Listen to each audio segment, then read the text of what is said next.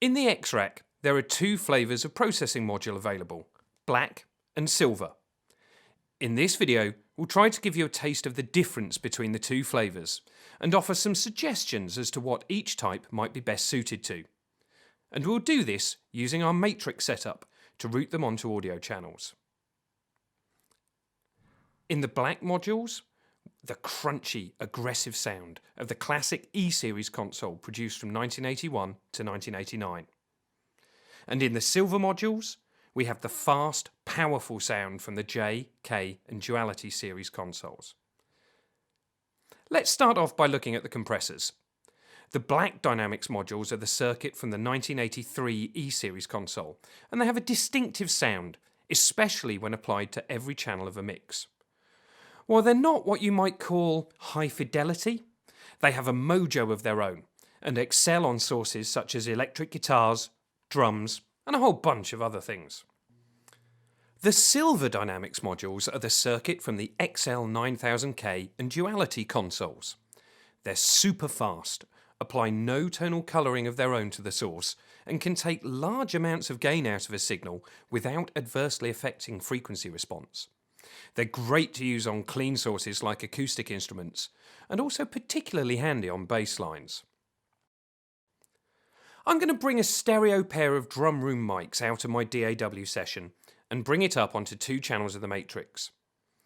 I'm going to insert two of the black Dynamics modules from my XRack onto the channels of the matrix using the matrix built-in software controlled patch system. I've duplicated the audio tracks in my DAW and brought them up on another two channels of the matrix. And on these, I'm going to insert two of the silver Dynamics modules from my XRack. Using the cut switches on the matrix channels, I can A/B the same audio being processed by the two different flavours of processing. I'm applying a reasonable amount of compression and have matched the settings on the two styles as closely as possible. Let's have a listen, and first we'll listen to the uncompressed signal, then the black compressor, and finally the silver one.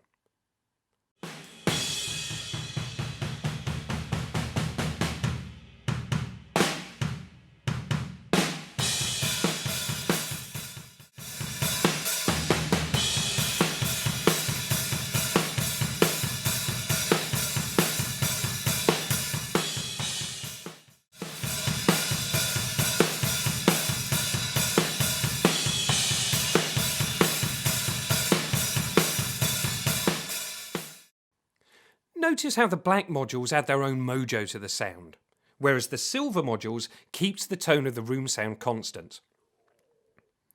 If you want to compare these audio files with a good level of fidelity, you can download a pack of .wav files from the SSL website. In our next example, I'm going to use the same setup to run a bass through both types of dynamics.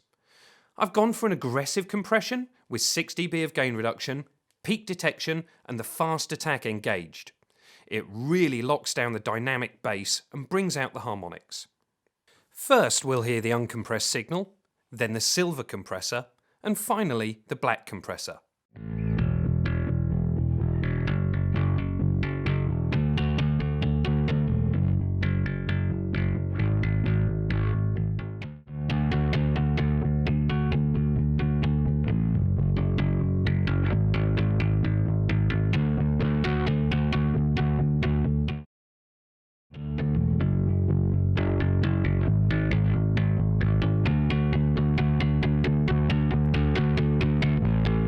Notice how, with similar settings, the black Dynamics feels more rounded and slightly warmer almost in the lower mids.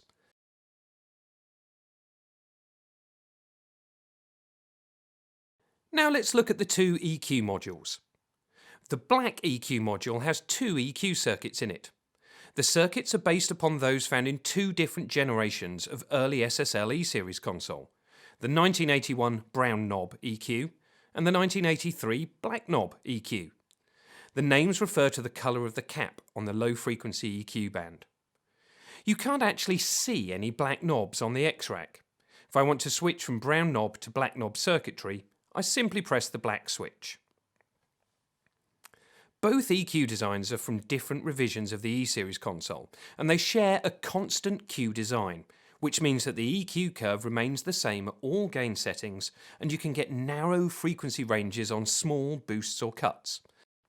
They're best described as aggressive, and they work really well on rock music, as well as the occasional venture into lo-fi electronica. The Silver EQ module is from the XL9000K and Duality consoles. It has modern versions of the classic Black Knob E-Series circuit and also the G-Series EQ circuit from 1989. As with the XRack-Blank EQ module, I can switch circuits, in this case from Black Knob E-Series to G-Series by pressing the G EQ switch here. The two circuits have very different approaches. The silver modules are more flexible than the black ones, and I'd sonically describe them as clean yet powerful sound shaping tools. We're going to use our matrix setup to compare the sound of the two different EQs. Here we have a stereo acoustic guitar recording, which we've duplicated and brought up on two parallel sets of channels on the matrix. We've patched in the silver EQ to one stereo pair, and the black EQ to the other. I've EQ'd this guitar to tame some of the resonant mid-frequencies and add some sparkle to the top end using the E curve on the silver EQ. And I've matched the settings on the black EQ. Again, first we'll hear the unprocessed audio, then the black EQ, and then the silver EQ.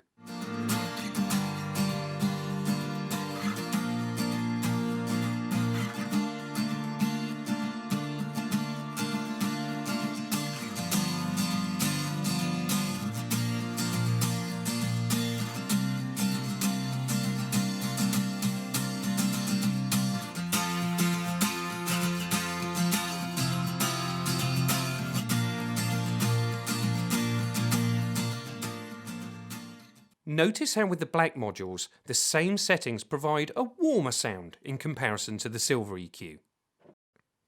Here's another example that runs a vocal through both types of EQ, and I've set this to bring out some brightness in the vocal. Again, first we'll hear the unprocessed audio, then the black EQ, and then the silver EQ. My blood's all over the floor. And honest to God, can I not tempt you anymore? If you find the rail track, follow it back to me. If you find the outhouse beneath a shady tree, that's where I'll be. And honest to God, you've stolen my heart. Honest to God. Notice how the silver EQ sounds a bit smoother and more clinical in comparison to the black EQ. The black EQ adds more fizzy harmonics to the sound. You can hear from these examples that the two module types have different sounds, and each colour can be suited to particular tasks. As a general rule, black is great for rock and silver is great for pop or hip-hop, but the source material and the intended result will be the decider for this. We know a lot of people mixing rock with the silver modules, and there have been many great pop records made with the black ones.